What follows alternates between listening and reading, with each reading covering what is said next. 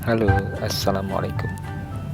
Setelah 3 hari di Tapak Tuan menjalankan tugas, akhirnya pulang ke Bekasi lewat Bandara Internasional Sultan Iskandar Muda di Banda Aceh. Uniknya, di sini kalau kita lihat Google Map, tidak ada mobil Google yang melewati jalan pantai barat ini. Padahal pemandangannya sangat indah. Rencananya kita akan melewati pantai barat Aceh yang eksotis. Perjalanannya sekitar 8 jam.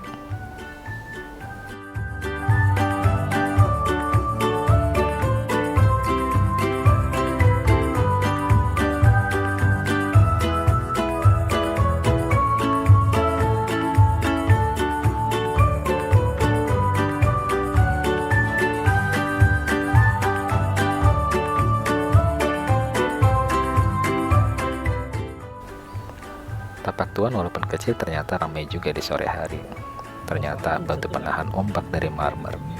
Harusnya daerah ini dikembangkan menjadi penghasil marmer Indonesia. Tergantung orangnya ya. Berapa persen yang Daerah ini merupakan salah satu daerah yang tidak terkena dampak tsunami. Dan ikon yang terkenal di Tapak Tuan adalah Masjid Apung ini ya, yang berdiri di atas air laut. 10% ya? Nggak mau ya? Kalian mau gitu ya? Salah gitu ya? Kalau laki-lakinya? Laki-lakinya tidak 10% juga ya? Kami diantar oleh satu orang travel ya, dari Aceh Selatan asli, yang rencananya akan mengantar kita ke Banda Aceh.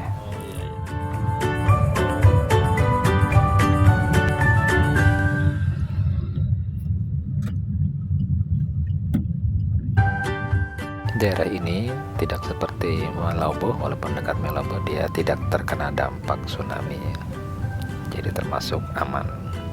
Mungkin karena struktur pantainya yang bisa menahan ombak, atau ada hal-hal mistis lain yang menurut orang sini ya, yaitu Syekh Tuan Tapak.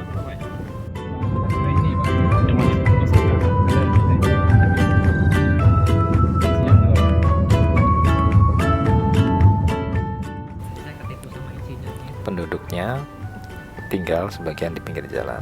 Nah, ini adalah tanggul yang terbuat dari batu marmer ya. Ini adalah Alof Tapak Tuan yang merupakan ciri dari lokasi Aceh Selatan ini.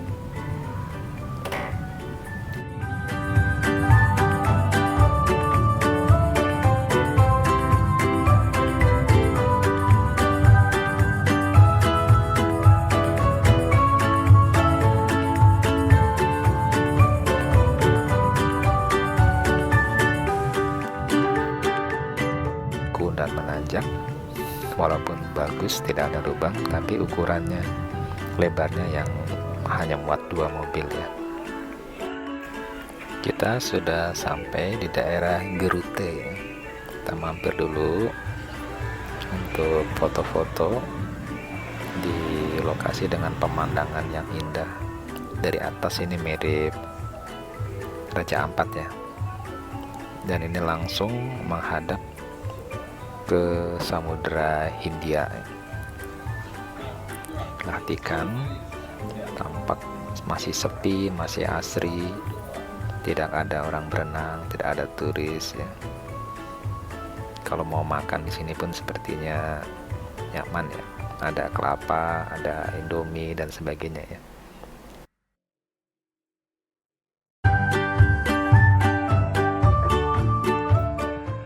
Ketika di jalan tampak ada warung menjual durian ya.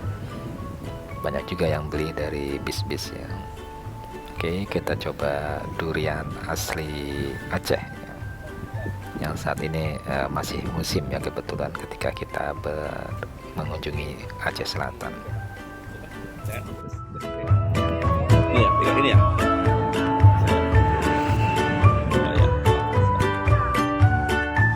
Durian lokasi di jalanan dari Tapak Tuan ke arah Aceh. Nah,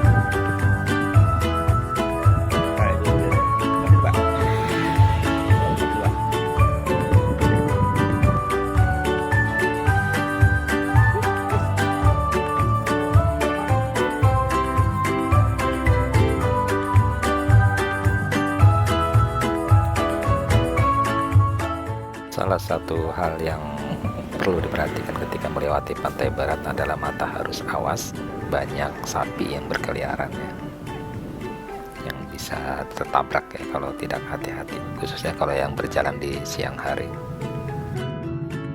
Nah, kalau ini adalah Gunung Emas, berisi emas dan tembaga. Dulu ditambang oleh penduduk, sekarang dijaga ya karena harus izin. Ternyata kita kemalaman ya, sampai Banda Aceh, tampak masjid Baitur Rahman ya, yang terkenal dari Aceh. Malamnya kita dijamu, diantar oleh rekan-rekan dosen juga ya dari Aceh Selatan untuk makan malam sate matang ya. Jadi khas Aceh, jadi kalau Anda ke Aceh jangan lupa membeli sate matang. Tempatnya ramai. Kalau Anda ingin tahu rasanya, dia mirip sate Marangi, tapi dia diberi sup. Jadi bedanya kalau kita makan sate biasa itu agak seret ya, karena kering tanpa air. Nah, kalau ini sate matang dia ada kuahnya seperti itu, jadi dijamin tidak seret.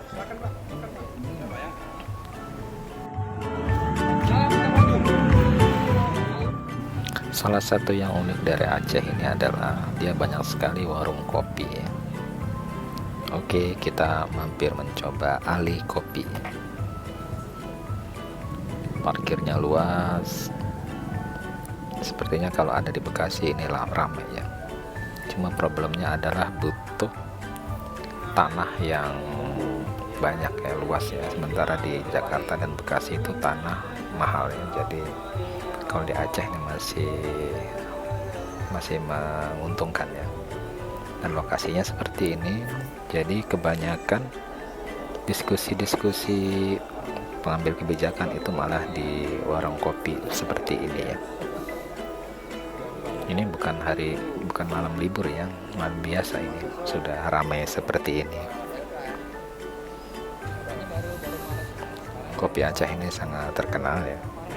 Selain dari bahan bakunya, juga dari cara penyajiannya yang seperti teh tarik dia, beberapa kali disaring. Oke, saya ingin mencoba pesan yang standar ya, kopi saja karena ingin mencoba rasa kopinya. Nah, yang tanpa diberi susu ya. Ini adalah contoh yang espresso dikasih susu. Dan saya mencoba yang asli yang sepertinya enak, ternyata agak sangat kental dan ada buih-buihnya, itu akibat dari tarikan dari si pembuat kopinya.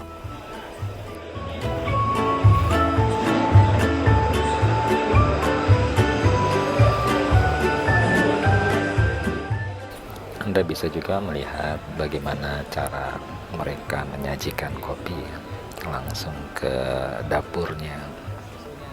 Anda bisa melihat kebanyakan cowok ya yang menyajikan kopinya, karena dia harus mengangkat teko yang besar ya dari aluminium.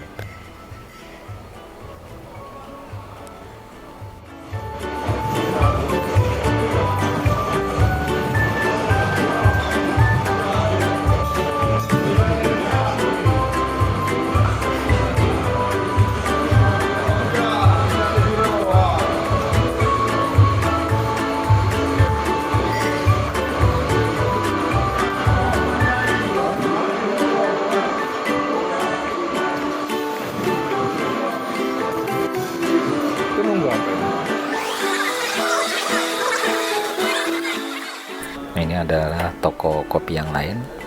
Dia seperti inilah cara menyaringnya.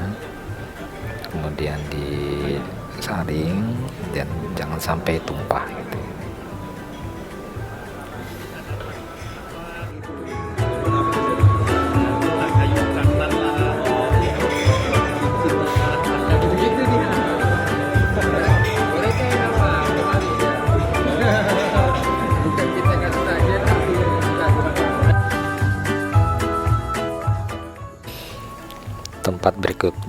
wajib Anda kunjungi kalau ke Aceh adalah Museum Aceh. Ada meriam, kemudian ada Masjid Raya Aceh yang berbeda dari masa ke masa ya, dari tahun 18 sekian sampai yang sekarang, dengan cirinya kubah hitamnya itu ya.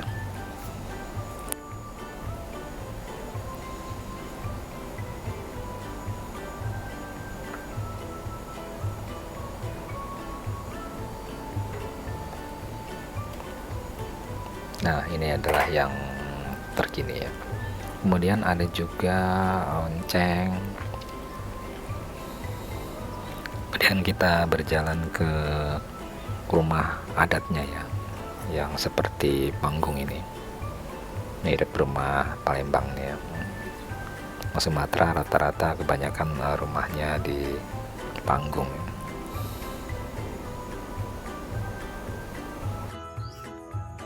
Oke, kita menuju rumah panggung.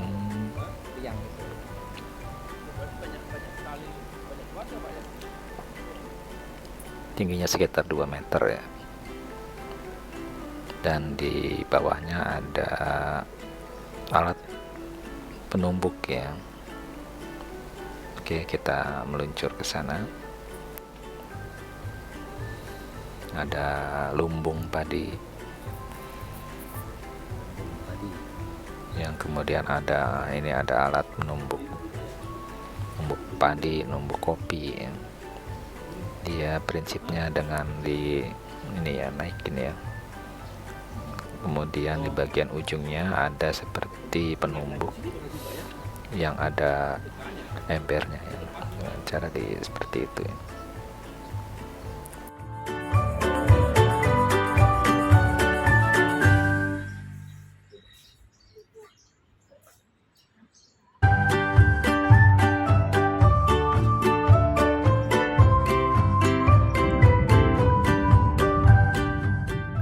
Oke, kita menuju lokasi lain, lokasi yang membuat bulu kuduk merinding ya, karena ini adalah lokasi Museum Tsunami, tempat dimana banyak orang yang trauma ya dengan kejadian dahsyat tersebut.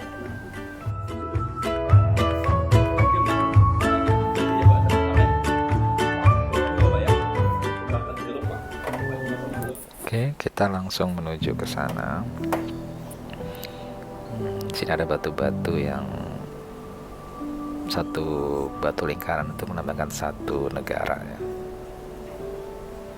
Itu negara-negara yang bersimpati terhadap kejadian tahun 2006 yang lalu ya. Maaf, 2004.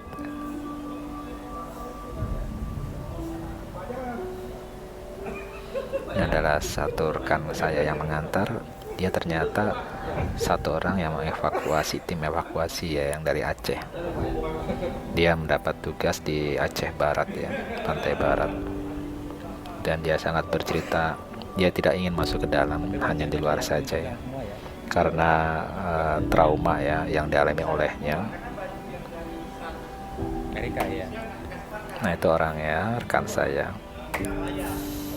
yang berbaju hijau ya. Itu ada, dia tampak bajunya kebesaran karena ternyata diwajibkan oleh orang Eropa itu untuk menggunakan seragam standar mereka ya, yang kuat anti gores, anti sobek ya. Sayangnya ini hari Jumat, jadi tidak bisa masuk ke dalam, ditutup ya. Jadi kita hanya bisa dari luar ya. Nah, kebetulan juga rekan saya yang dulu mengevakuasi itu tidak mau masuk ke dalam ya, karena dia saat ini masih trauma ya, padahal udah hampir puluhan tahun ya, dari tepatnya 20 tahun ya. Oke, kita hanya bisa berada di luar dan melihat foto-foto kejadian naas tersebut ya. Yang sangat disedihkan itu adalah korban dari anak-anak. Melihat fotonya saja kita sudah sedih, apalagi rekan saya yang tim evakuasi ya, yang bisa merasakan udara, suasana, bau-baunya, melihat mayat-mayat di berserakan ya. Jadi rekan saya itu hanya menyisir, mencari korban, kemudian ada tim yang mengangkatnya. Jadi istilahnya penyisir ya. Tidak boleh ada satupun yang terlewatkan ya. Beragam cara digunakan untuk menghilangkan bau aroma yang menyengat tersebut, dari kopi, dari macam-macam. Ternyata agak susah ya. Akhirnya dia menemukan cara dengan menggunakan karat ya. Ternyata bau karat itu bisa menghilangkan aroma tidak sedap itu ya. Nah, dia bercerita dia diangkat oleh helikopter dari luar negeri menyusuri pantai barat Aceh ya, yang sudah runtuh. Uniknya ada satu masjid itu yang di pinggir pantai yang tidak runtuh ya, terkena terjangan ombak secepat pesawat itu ya, 200-an kilometer per jam.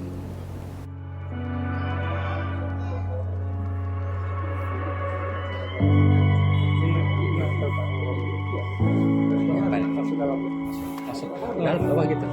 Oh iya tuh. Ini Pak ya, masih yang roboh masuk. Oh apa hotel yang roboh ya? Di situ ya. Masuk dia. Masuk ke dalam Pak. Ini hotel yang roboh. Masuk dalam Pak ya. Tenggelam ya. Kita pakai tabung oksigen korek Pak. Masuk dalam Pak ya. Masuk dalam. Ya, istilahnya yang sisir Pak ya. Sisir habis.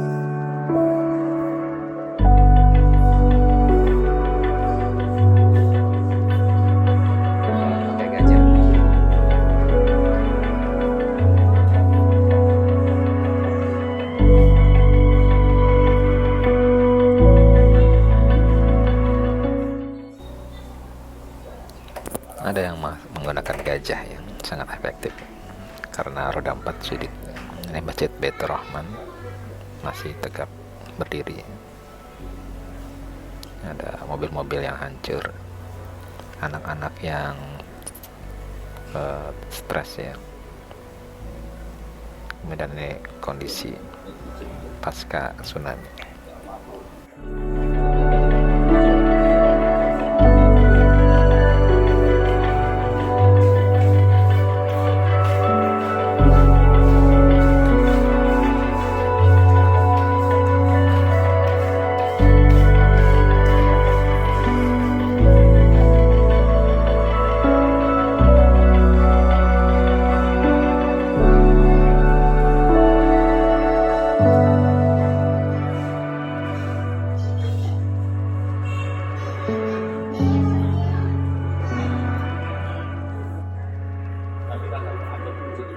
Ini adalah salah satu lokasi teater kecil ya, biasanya digunakan untuk tribut ya, atau untuk kata-kata memori.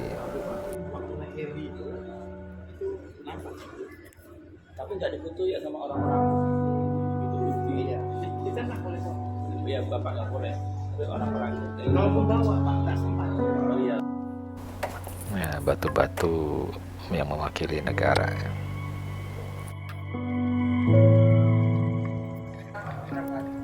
Lokasi berikutnya adalah di sini ada kapal PLT pembangkit listrik di atas kapal ya, yang ketika tsunami dia terlempar jauh ke darat ya. Di sini dijadikan museum kapal besar sekali. Ini sayangnya ini hari Jumat jadi tutup ya. Kalau mau ada melihat di sana museum atau apa itu jangan di tengah-tengah Jumatan ya. Garis gitu ya. Banyak juga lokasi tempat kuburan massal ya, karena tidak diketahui saudara-saudaranya siapa, atau emang tidak diketahui dia itu siapa gitu.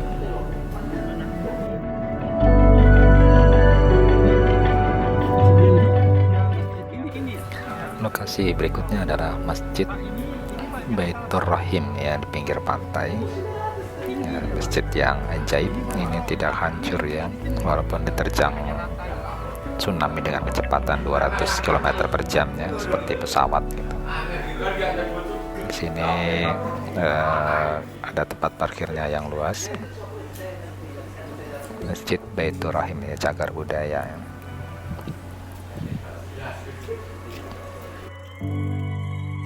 Perhatikan di sini lokasinya di bibir pantai ya. Jadi setelah kejadian tsunami banyak lokasi daratan yang sekarang udah jadi laut gitu ya, terendam. Jadi ada sedikit perubahan ini di struktur pantai. Namun oleh tentara tetap dikasih batas ya, batas pantai yang dahulu itu. Inilah lokasi di dalam Masjid Baitur Rahim ya, cukup sejuk ya, walaupun udara di luar panas. Terlihat ubinnya tegel zaman dulu ya, ya kotak-kotak kecil itu.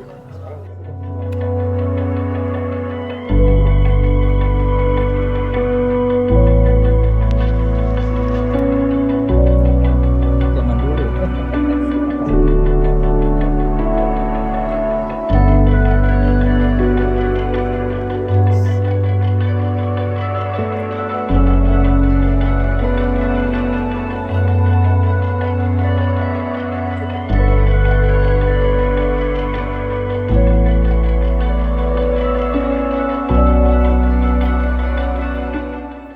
Masjid ini jadi saksi tragedi tsunami 2004 yang lalu ya.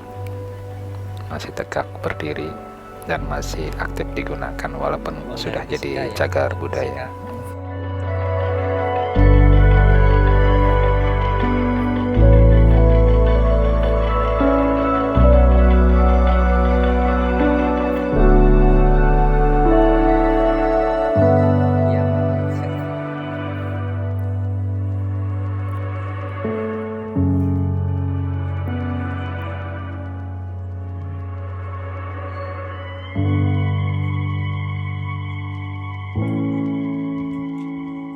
Kita masuk ke galeri dan di sini ruangan ber-AC ya, dengan menampilkan foto-foto kejadian tsunami 20 tahun yang lalu. Di sini bentuk wajah Masjid Baitur Rahim waktu itu ya, pasca tsunami. Ini dari jarak ini kemari itu 200 meter, 2 meter Pak. Ini kan tak kalau semua. Ini kan nampak Pak pantai kan Pak. Sebenarnya pantainya di sini Pak 200 meter. Oh, Jadi karena tsunami keterus di pantai. tak kerus gitu ya. Terus, ya. Termasuk tanah di sekitar ini Ya. juga kegerus ya. 2 Ya, meter. hasilnya Pak. Tengok Pak. Ya kan? Nah, itu udah kayak gitu sudah. Kita sebagai masuk ke masjid ini Pak dulu. Jadi kita Pak. Keruh ya. Itulah pembersihan.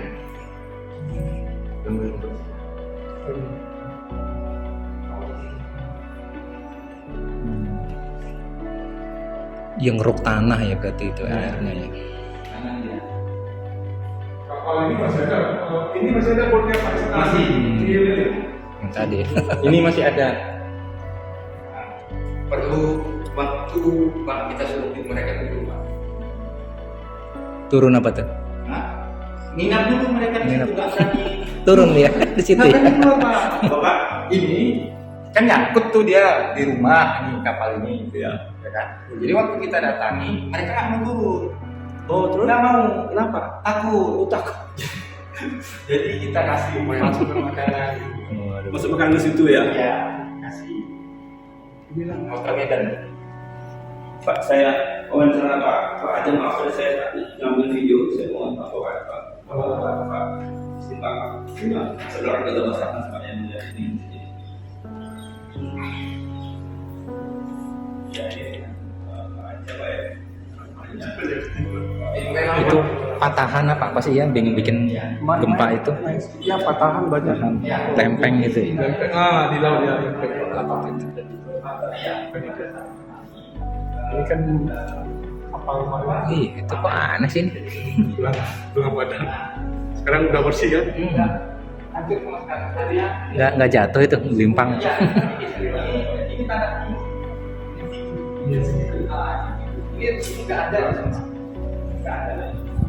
Ini Pak siapa tadi? Pak Aja. Pak Aja.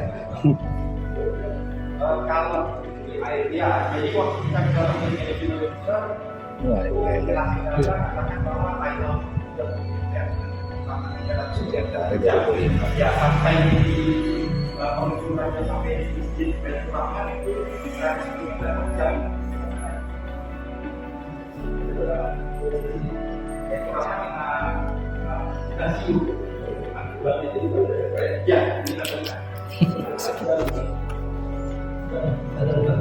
Thailand juga kena. Ini seminggu di rumah. Jadi itu main-main cekrong itu kan sedikit bagaimana Pak main-mainnya Bapak angkat segala macamnya. Ini Pak di sisi kan Pak. Jadi permainan kan habis semua nih dan menggunakan gajah sebabnya ya pakai gajah. Nah, sekarang udah memang udah langsung. Itu rumah beton juga hancur ya? Rumah di sini rumah Bata gitu hancur ya? Hancur. Jadi kalau dia udah jalan itu mulai sementara Nah, ini berapa bagian untuk sampai ke ini kita kayak harus cari juga karena akhirnya selama jadi bukan hanya sisir di darat tapi bangunan setiap bangunan kami sisir ya karena Ini rekan saya sedang mewawancarai ya saksi mata yang juga merupakan tim SAR ya yang mencari mayat-mayat yang berserakan di Banda Aceh.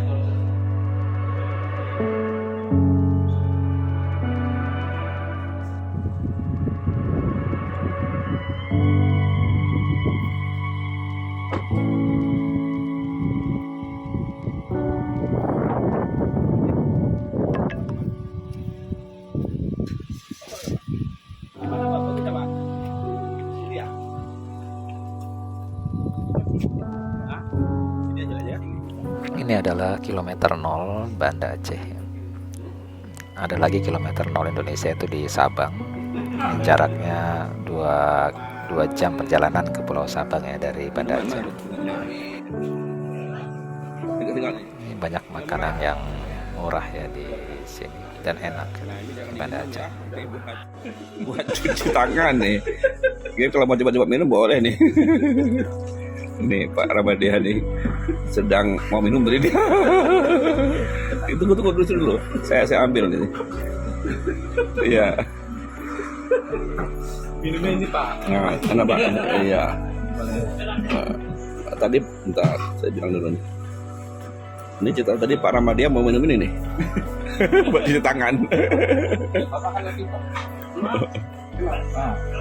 Tapi ya jangan minum dari cuci tangan ya.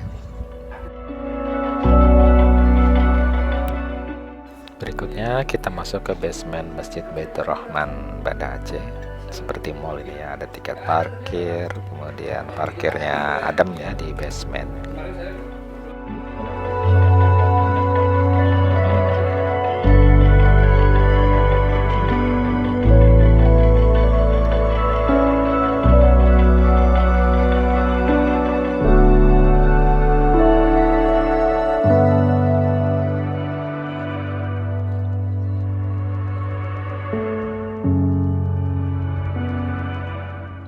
Di sini kita langsung menuju tempat penitipan sendal dan sepatu ya. Setelah beberapa saat kita cari lokasi parkir yang dekat tempat tersebut. Masuk ke lantai. Masuk yang benar. Iya tuh. Ada berapa ya? Satu.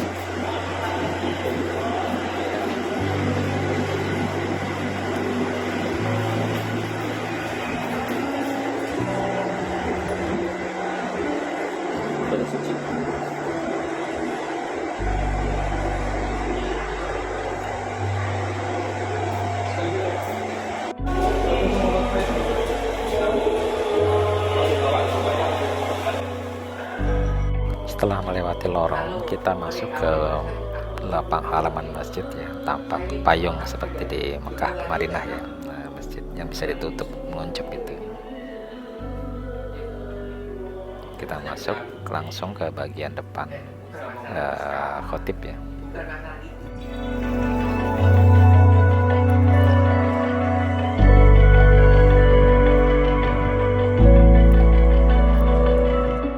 Setelah sholat Jumat, kita keluar, naik kembali ke jalan, dan tampak itu menara yang tinggi dari Masjid Baitur Rahim. Kita akan langsung menuju Bandara Sultan Iskandar Muda untuk kembali ke Jakarta, Bandara Soekarno-Hatta. Oke, di sini saya kebingungan ya membawa rencong ya. Untungnya ada bagasi, jadi tidak boleh dibawa ke kabin.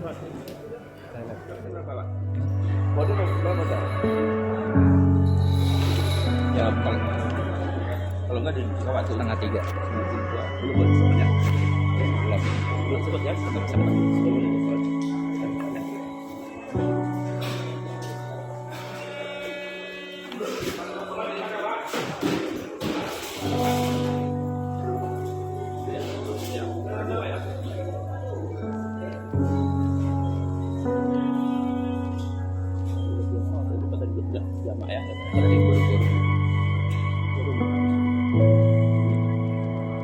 Pak, sholat di mana ya?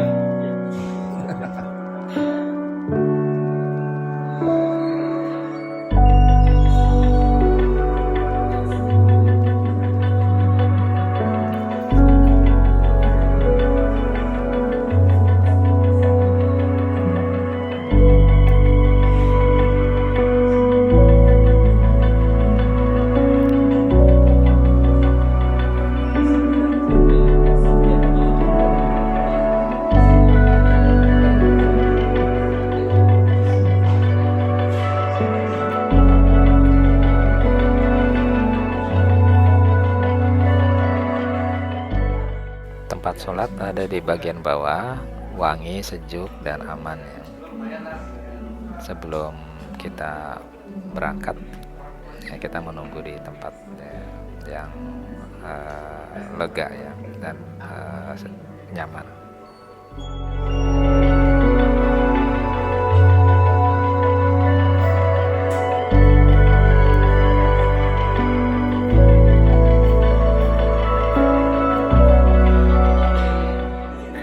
Juga yang akan berangkat atau mau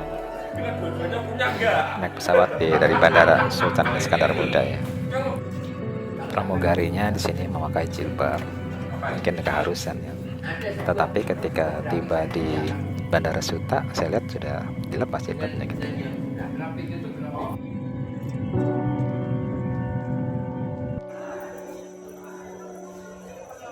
Akhirnya kita tiba di Bandara Soekarno-Hatta dengan selamat dan lancar ya.